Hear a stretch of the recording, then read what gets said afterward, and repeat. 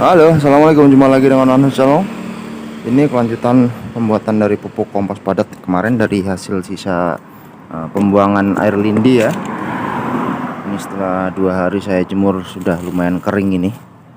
Saya akan lanjutkan dengan proses selanjutnya agar kompos ini bisa digunakan. Masih ada satu proses lagi. Saya akan menariknya ke tempat yang tidak panas ya. Ini dia sisa dari saya akan menuangkannya di sini langsung saja. Nah, itu dia maggotnya masih. Lihat tuh maggotnya masih banyak ya. Tidak apa-apa, itu bagus, nanti malah mempercepat proses dekomposisi agar bisa dihancurkan lebih kecil lagi nanti bagian dari sampah organiknya. Untuk sampah-sampah yang agak keras seperti ini bisa dipisahkan, ini dibuang saja ya.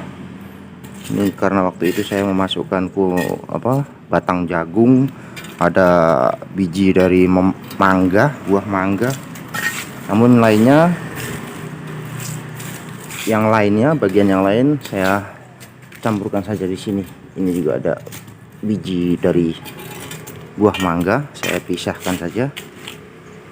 Nah, apa saja? Ini ada sampah plastik nih.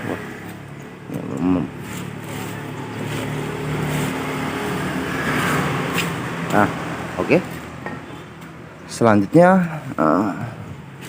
saya akan menambahkan ini dia bekatul. Jika kalian memiliki bekatul, silakan tambahkan beberapa bagian bekatul ke dalamnya jadi satu seperti ini.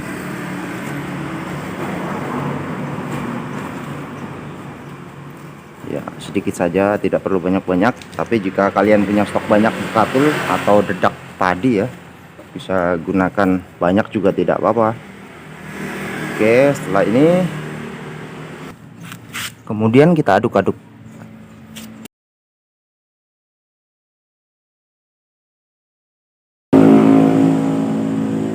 Oke, setelah sekiranya rata, kita siapkan bahan selanjutnya, yaitu ini. Saya sudah menyiapkan beberapa hari yang lalu. Ini adalah EM4 yang sudah saya aktivasi 4 hari yang lalu ya, 5 hari ini. Jadi saya sudah bisa menggunakannya untuk keperluan dekomposisi atau sebagai bahan dekomposer. Ini adalah EM4 yang waktu itu saya campurkan dengan molase dan air cucian beras ya.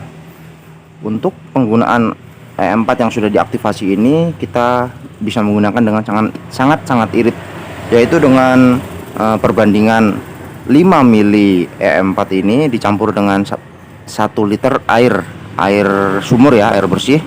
Dan ini embor saya ini ukuran 7 mili. Jadi seharusnya saya menggunakan 35 mili, dan ini saya rasa ada sekitar 50 mili untuk penggunaan. Jika lebih tidak mengapa ya. Ini organik, makin banyak juga sebenarnya semakin bagus. Hanya saja dampaknya nanti ke pemborosan. Saya ambil pengaduk dulu, diaduk dulu biar merata dengan air yang akan kita berikan nantinya. Oke, setelah dikira sudah rata, kita siramkan ke seluruh permukaan atau ke bagian dari sisa sampah.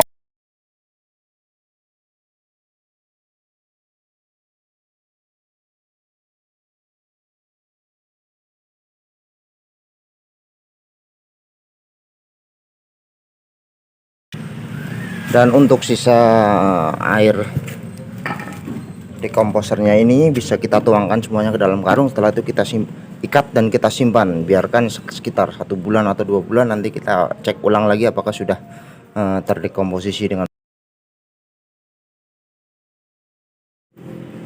Oke, setelah kita memasukkannya ke dalam tempat penyimpanan berupa karung seperti ini, kita bisa menyimpannya, kemudian mendiamkannya sekitar 1 bulan atau 2 bulan. Setelah itu nanti akan kita cek lagi dan hasilnya tuh akan seperti ini. Ini saya ada hasil dekomposer yang sudah jadi ya, berupa pupuk yang sudah kering seperti ini. Hasilnya bagus sekali. Ini sudah tuh, dia sudah hancur lebur ya, meskipun agak menggumpal gini, tapi jika kita tekan tuh dia langsung hancur. Ini tandanya sudah bisa kita aplikasikan ke tanaman. Nah, luar biasa, tidak ada yang namanya sia-sia. Dari mulai airnya bisa kita gunakan sebagai pupuk organik cair, sebagai air lindi, hingga sampah atau ampasnya yang berupa bahan padat ini bisa kita jadikan kompos padat. Oke, dan untuk sekedar saran saya untuk pembuatan air lindi agar tidak terlalu bau ya, kita bisa memberikan campuran ini air dekomposer dengan menggunakan E4 yang sudah aktif. Tuangkan saja ke dalamnya seperti ini ya. Ini untuk mengurangi aroma bau yang ditimbulkan oleh sampah organik yang kita timbun di dalam tempat penampungan ini. Nanti airnya juga tidak terlalu pekat warna hitamnya, warnanya tuh agak kecoklatan. Nah, ini juga siramkan saja seperti ini.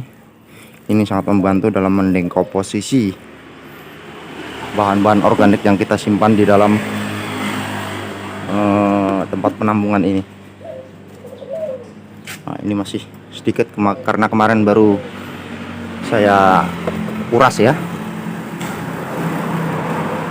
Yang baru saja tadi itu kita jadikan, kita lakukan proses menjadi pupuk kompos padat.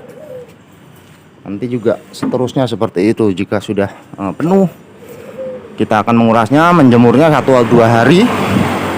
Setelah itu kita berikan E4 yang sudah aktif, lalu kita masukkan ke dalam karung tempat penyimpanan, diamkan selama 1 bulan atau 2 bulan. Setelah itu jadilah pupuk kompos super seperti ini. Oh iya, tadi alasan kenapa saya memberikan tambahan sedikit bekatul atau dedak itu karena bekatul sendiri merupakan tempat bekatul itu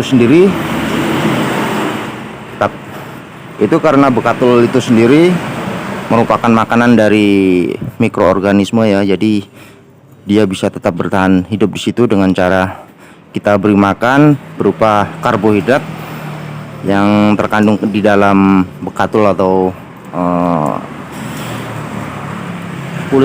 bukan kulit padi sih, itu bekatul dedak ya, dedak padi ya. Jadi kita tetap memelihara mikroorganisme pengurai yang ada di dalam tempat penampungan berupa karung ini agar terus bekerja mengurai bahan organik yang masih berupa limbah. Nanti ketika sudah berubah seperti ini, dia tidak akan berbau. Tidak akan ada baunya, tidak seperti pada awal kali kita seperti ini kan aromanya cukup menyengat ya. Baiklah, saya rasa cukup sekian informasi dari saya, semoga bermanfaat. Sampai jumpa di video selanjutnya. Wassalamualaikum warahmatullahi wabarakatuh. Ciao.